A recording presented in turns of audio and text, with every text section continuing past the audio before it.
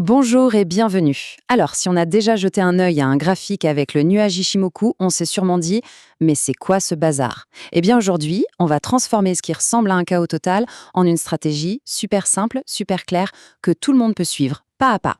Bon alors, comment on va s'y prendre? C'est tout simple. D'abord, on va, disons, apprivoiser ce fameux nuage. Ensuite, on va décortiquer ces 5 éléments un par un. Après ça, on va se créer une petite checklist en 4 points pour savoir exactement quand agir. Et pour finir, on verra comment on pilote la position une fois qu'on est dedans. Allez, c'est parti.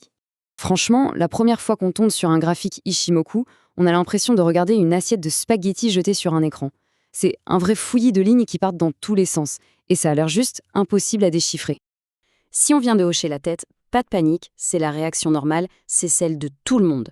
Mais le but, ici, c'est justement de montrer que derrière ce désordre apparent, il y a un système, en fait, très logique et au final, plutôt simple. Et c'est exactement ce qu'on va faire maintenant. On va prendre cette grosse pelote de fil tout emmêlée et on va la défaire, fil par fil. L'objectif, c'est de transformer l'intuition et parfois le stress en un outil vraiment puissant qui est basé sur des règles claires qu'on peut vérifier à chaque fois. Et vous savez ce qui est le plus surprenant? C'est que tout ce chaos n'est en fait composé que de 5 éléments. Juste 5. 5 outils qui, une fois qu'on les a compris, eh bien ils travaillent ensemble de manière très très cohérente. Allez, on va faire leur connaissance. Chaque ligne a un rôle bien à elle. Il faut voir ça comme une équipe.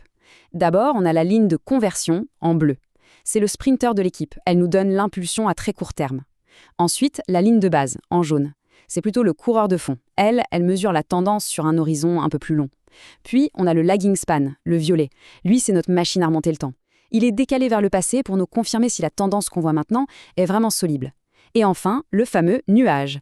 Qu'il soit vert ou rouge, il nous montre les zones de support et de résistance. Et ce qui est vraiment unique, c'est qu'il se projette aussi dans le futur pour nous donner des indices à l'avance. Ok, maintenant qu'on connaît notre équipe, il est temps de définir le plan de jeu. On va assembler tout ça en une checklist hyper simple. C'est un peu notre contrôle technique avant de démarrer pour être sûr que toutes les conditions sont bien réunies. Le but du jeu, il est très simple. Pour un achat, on veut que tous nos indicateurs crient hausse en même temps. C'est ça le signal pour essayer de surfer la vague. Et pour une vente, c'est l'inverse absolu. On attend que tout soit parfaitement aligné à la baisse. On ne veut pas de signal mitigé, on veut une confirmation totale. Alors, voilà la fameuse checklist pour un achat. Chaque case doit être cochée, il n'y a aucune exception. Premièrement, le prix doit clôturer au-dessus du nuage. C'est non négociable.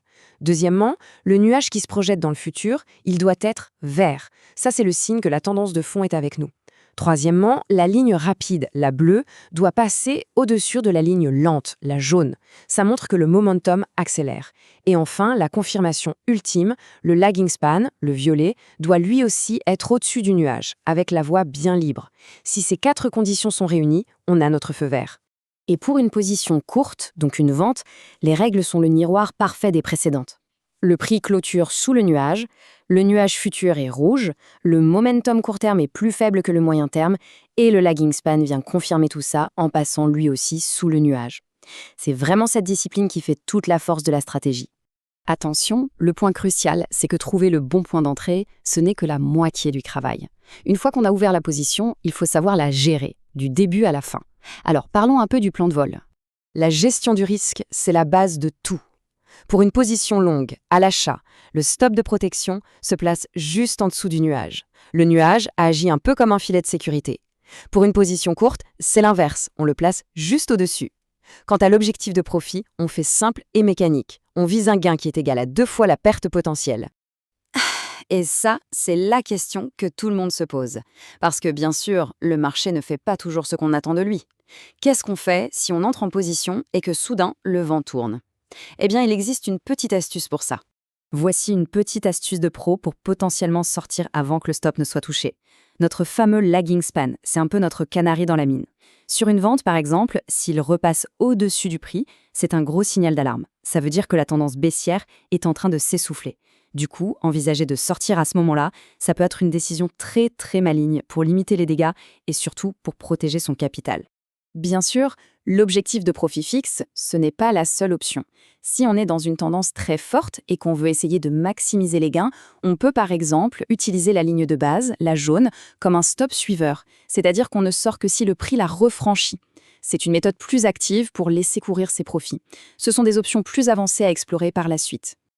Au final, tout se résume à ça. La stratégie, elle repose sur deux choses, la patience et la confirmation des 4 piliers. La position du prix, la couleur du nuage, le croisement des lignes et la validation du lagging span. C'est vraiment la synergie de tous ces éléments qui crée un signal à haute probabilité.